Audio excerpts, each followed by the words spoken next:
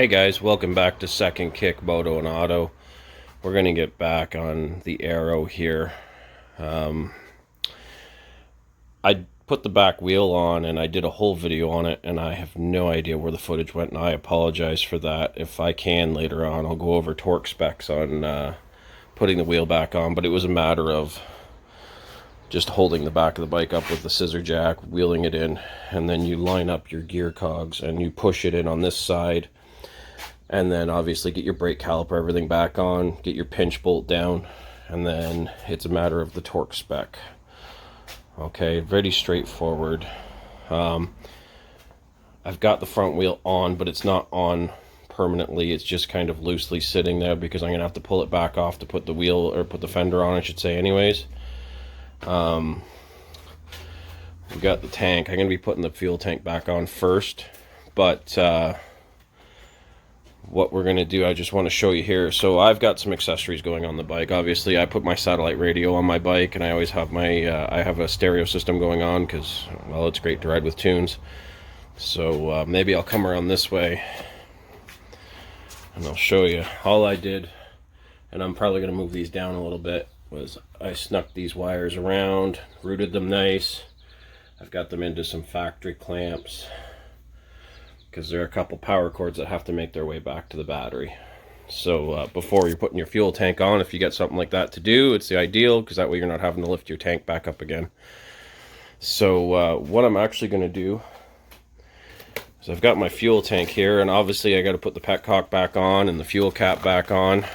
But I've got some chrome trim that I'm actually going to put around the edge of the tank before I put it on. Dresses the bike up really nicely, especially with the black and the chrome. That little extra bit really flares the tank up and gets noticed. Okay, so we're going to get to work here, and I'll come back to you step by step here. Okay guys, so first step was getting the fuel cap back on, which is this big trim ring that goes around, which, if you're dealing with fresh paint like I am, please be careful. You don't want to mark it up. So it was a matter of, it does center around this, so you can get it that way, but I just tried to drop it right over those holes so I'm not moving it back and forth. And then it's just simply the same two screws that hold the actual lid back on. I know some of this needs a cleaning, and when the bike's finally assembled, I'm going to give it a real thorough cleaning. But we'll get this back on, and the next thing I'm going to do before I'm actually putting the petcock on and having this sit all cockeyed, I'm going to put that trim on around. Okay. So this trim's going to be a two-handed deal because it pinches on tight, but as you can see, it's got a little trough, and so does the tank. So I'm actually going to push it over and run it all around that seam, all the way around the bottom, up over, and all the way to the other side. Very simple. Once you get it started, it's pretty easy to push it on after that. You got to make sure you get it nice and tight when you go around corners and stuff, because it's flexible, but you got to work on it to get it where you need it to be. Okay, so here we've got the push trim put on, and it really makes the tank pop. I'm really happy with that. I went ahead and put the petcock on. There's a little rubber that goes up inside the tank of this. Make sure when you put your spout up in, you get it centered, send it in the right way so you're not tearing it. I just put a little bit of thread sealant on the nut that spins on, just for precaution. I don't think it would ever leak from there, but not taking any chances. And I think we're ready to put this on. Now, remember when we took it off, we have a vent tube here, fuel line here, one mounting point here, and one mounting point up here. So we're going to get these off and get the rubbers on the tank ready to go, and then we're going to set the tank on.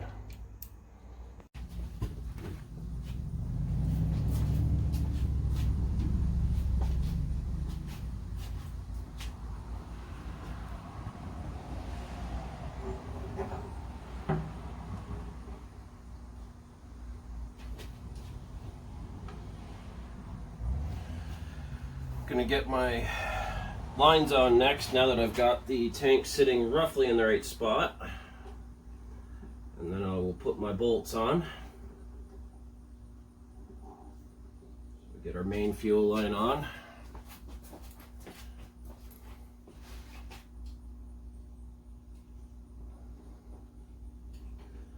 Then our little vacuum line, or I guess it's an overflow lining.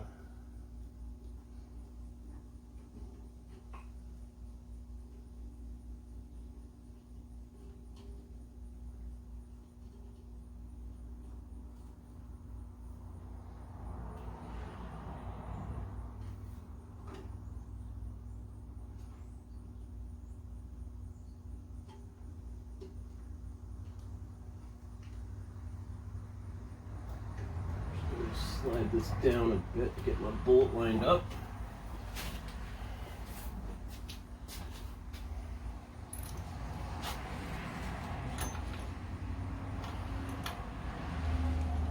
Now, can you put Loctite on these? Sure.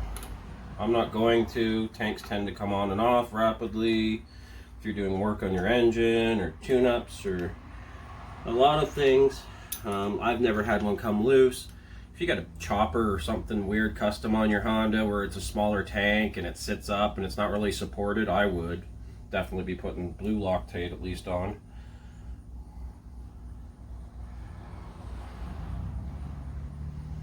That one's started.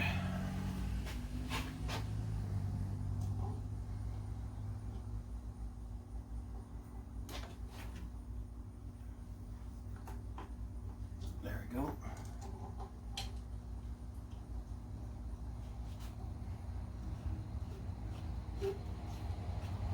Okay guys, so I'm just going to go around, I'm going to tighten this down and put the clamps on. That's straightforward stuff. I don't need to keep the video rolling for that and kill a bunch of time for stuff you're going to be bored watching anyways. So I'm going to figure out what the next step is after this, and I'll be right back. Okay guys, so here I got the back fender, and I've gone ahead and put the tail lights, and I've put the signals on, or tail light I should say. If you can see up in here, but yeah, I had gone through and rewired the tail light in and messed around to figure out what the wiring was, and your wiring comes up in a trough. And there you go. And then it goes up that hole, and it sticks out here, and it's going to plug into the wiring harness, which is right here. So I'm going to very carefully try and get this fender on here without scratching it, and as soon as I've got it somewhat on there and started, I'll come back to filming.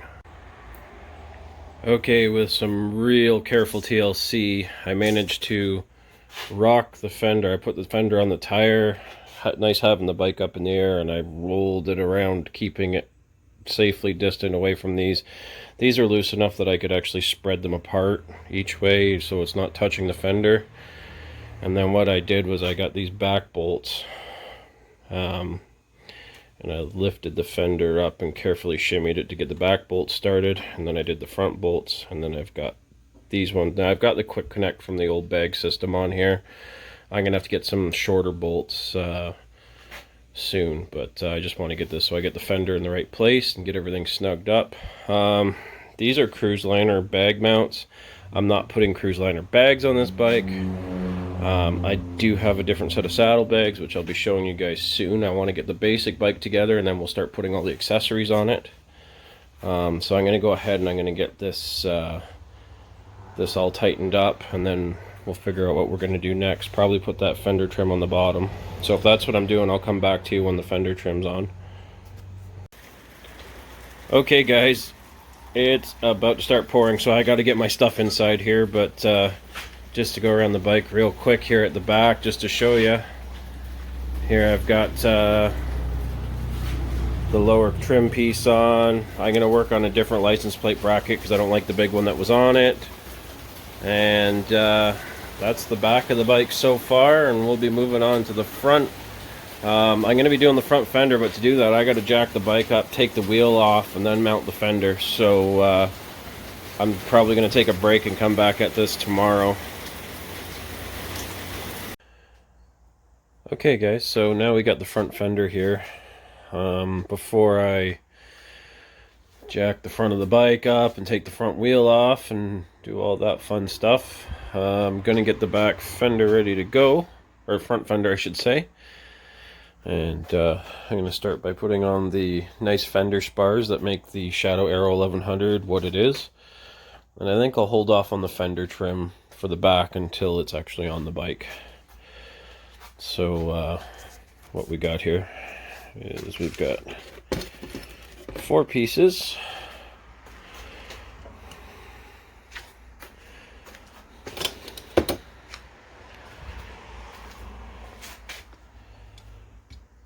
We have one front and one back for each side. And then some of the bolts are here in the box, others are still in them.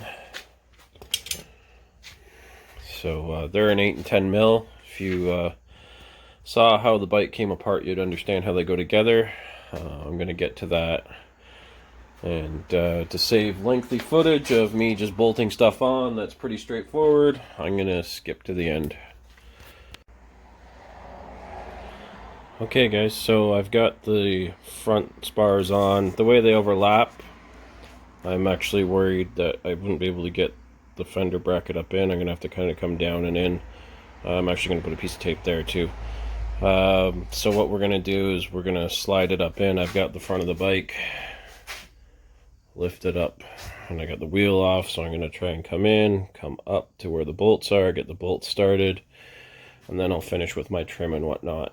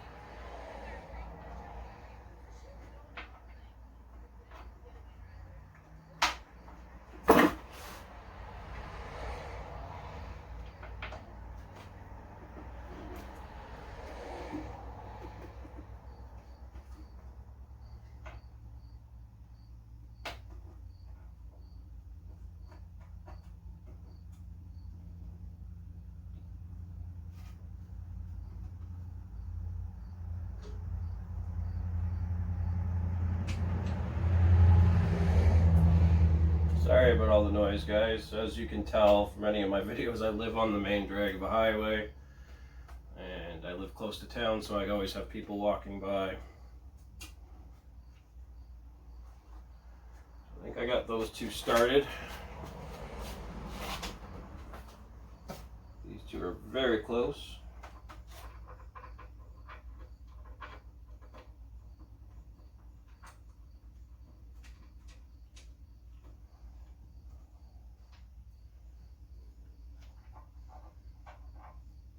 It looks like we got away without doing any scratches.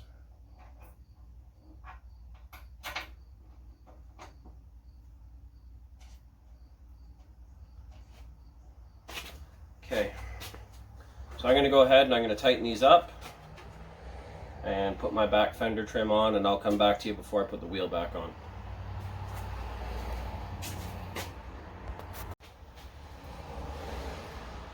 Okay guys, so what I'm actually going to do is I got the wheel in place, kind of. I'm going to put this forward. I just wanted to show this quick.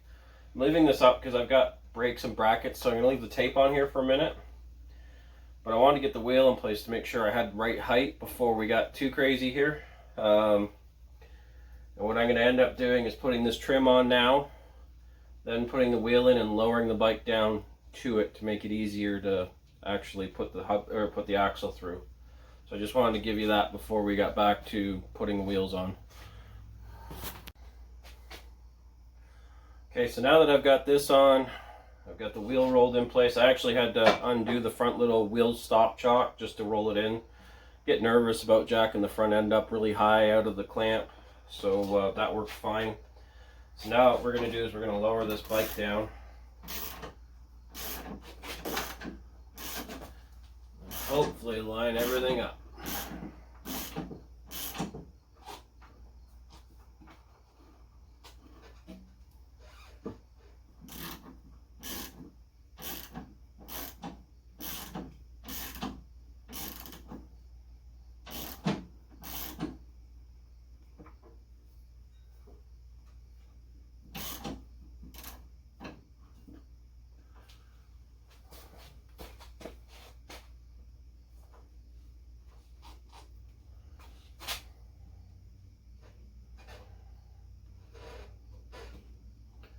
So it's a matter of getting wheel spacers in place here, and the way the bike's gone up, it's actually moved the bike over a little bit, which is getting my wheel chock in the way. So I'm going to try and cheat this a little bit. See if that'll work or not.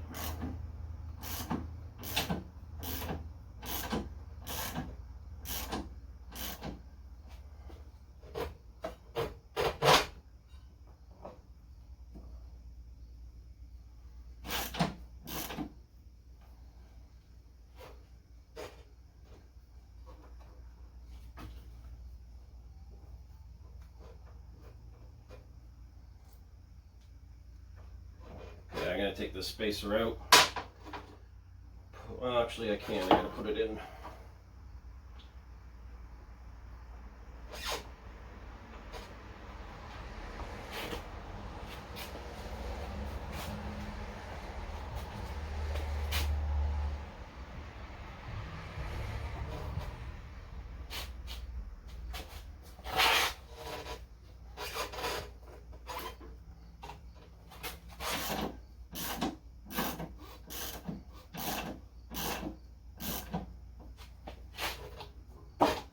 There we go.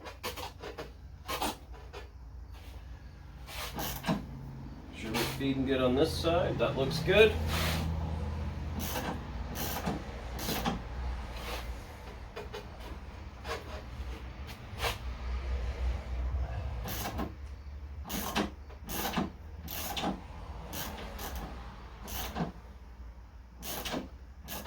That's close.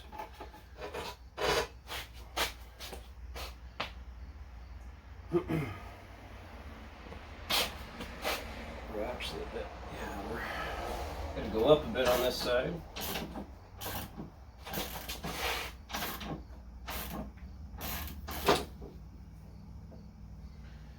See if we can get our axle in.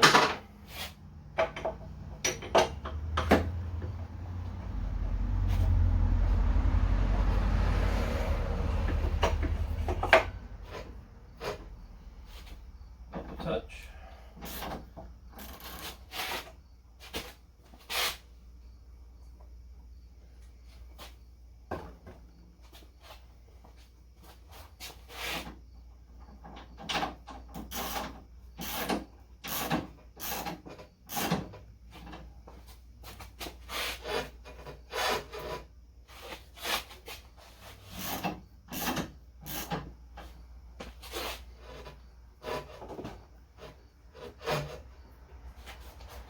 I'm actually going to get my rawhide and give it a little tap through.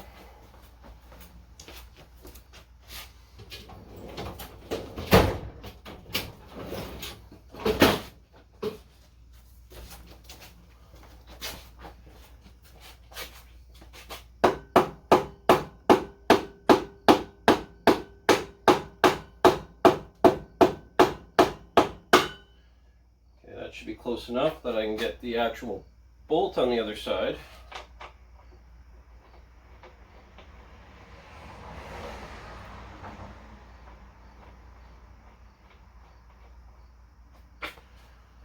Okay, I'm going to bring you guys in closer here. So what I did, as you can see, is I went up and down with the lift. It's a lot easier than trying to pick the tire up to it. As for the white walls, little trick, SOS pads will clean those up perfect. So now I've got the axle in, and I've got the nut on the other side. What I'm going to end up doing is drawing that nut in till it's almost tight. Then I'm going to do up these two pinch bolts to pinch this, because I don't have a hex that big and it will hold it. And I will give you the torque spec when I do spec it, or when I do torque it, excuse me, and I will give you the torque spec for the rear axle as well.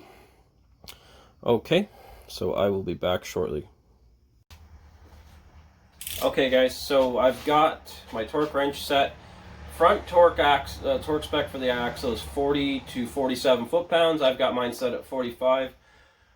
Because I lost the footage for the rear, I will tell you that is 65 foot-pounds torque spec for the rear axle. So I've got the pinch bolts done up, and hopefully they'll hold enough that I can torque this down.